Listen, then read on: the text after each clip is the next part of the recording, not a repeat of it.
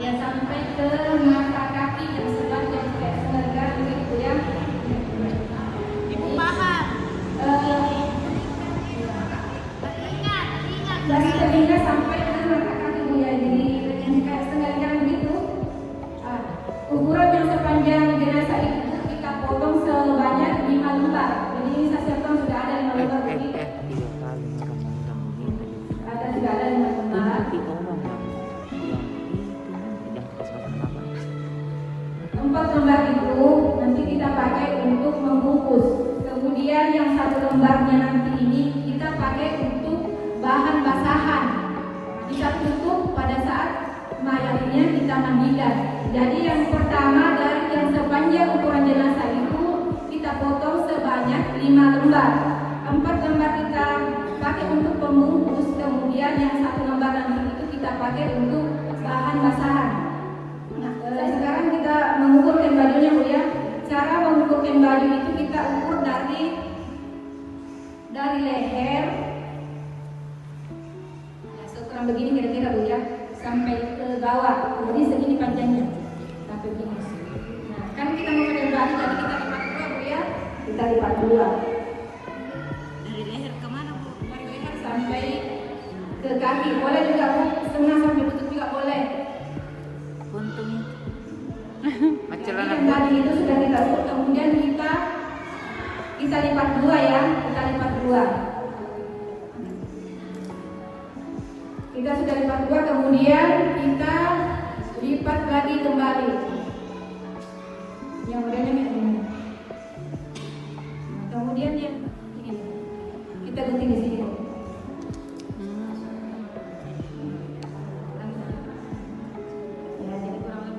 Seperti ini jadinya.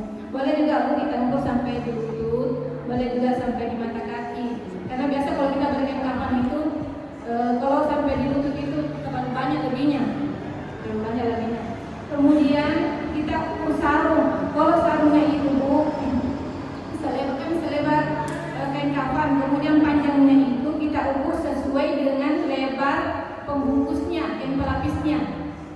Jadi biasa saja. Jadi itu tadi kain pelapis setelah kita gabung kurang lebih seperti ini lebarnya. Jadi sarungnya juga selebar itu. Kemudian jilbabnya, kalau jilbabnya macam-macam, biasa kita mau model apa, boleh segitiga, boleh yang seperti kita pakai. Kalau ini saya sempat saja boleh seperti pasmina, terus dikasih pengikat. Tadinya terdiri dari 5 utas Bu ya.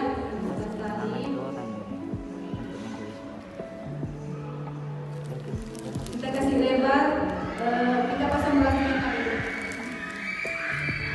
Kalau plastik yang kita pakai Bu ya plastik kulit tentunya. Ya, tadi kain kafan panjang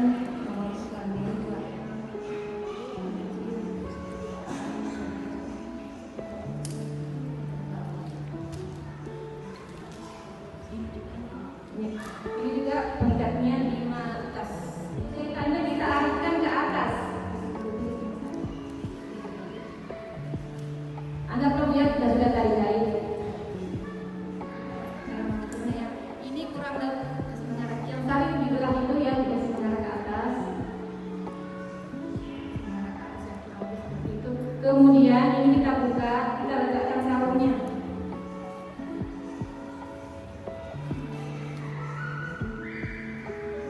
Kita letakkan sarung. Biasanya kalau sudah seperti ini bukan kita lipat kembali, kemudian kita masuk ke kita karena kita memandikan jenazah. Pertama-tama itu kita guyur ya, kita guyur semua dengan air. Kemudian yang mencebok itu dulu Bu, cebok itu dibersihkan semua. Kita kasih masuk jari kurang lebih seperti ini. Ya. Jadi kita yang mau memandikan jenazah yang bertugas untuk membersihkan kotoran, usahakan kita juga gunting kuku tak dulu. Setelah ini boleh Bu, ini boleh. Salah satunya ini yang kuat. Jadi kita kita kasih masuk jari-jari kita korek-korek di dalam. Kemudian ini kepalanya ada diangkat dan diurut-urut perutnya keluar itu kotorannya. Yang sebelah kiri itu menahan, tahan ini ya, tahan. Yang sebelah kanan itu yang bekerja, bersihkan, sabuni semua seperti tadi yang bisa dijangkau dan dibersihkan. Kemudian dibilas, kemudian kita kembali ke posisi semula. Kemudian kita balik ke sebelah kanan supaya kita yang dibersihkan lagi yang sebelah kiri. Nah, sunahnya itu Bu ya, setelah disabuni pertama sebelah kanan sebelah kiri, sunahnya 3 kali. Kita bolak-balik bersihkan 3 kali tapi terkadang sampai kita ijazahkan. Pengalaman saya juga begitu ya, posisi mengikatnya sebelah kiri. Karena nanti kan dia di lubang itu ada pengikat. Jadi pengikat di sini harus dan diikat mati. Bagaimana kalau di tim ini mau membentuk ibu siap membimbing itu. Tapi semuanya dia menyiapkan ini perlengkapan ini sehingga yang berduka itu benar-benar tidak tahu menau dan dia merasakan itulah persatuan dan kebersamaan di lingkungan majelis taklimnya. Nah ini yang kami titik kemarin pada saat kami ada serah terima untuk bisa melanjutkan program ini penyelenggaraan jenazah ini agar bisa terbentuk satu tim di majelis taklim Masjid Jami Tuban.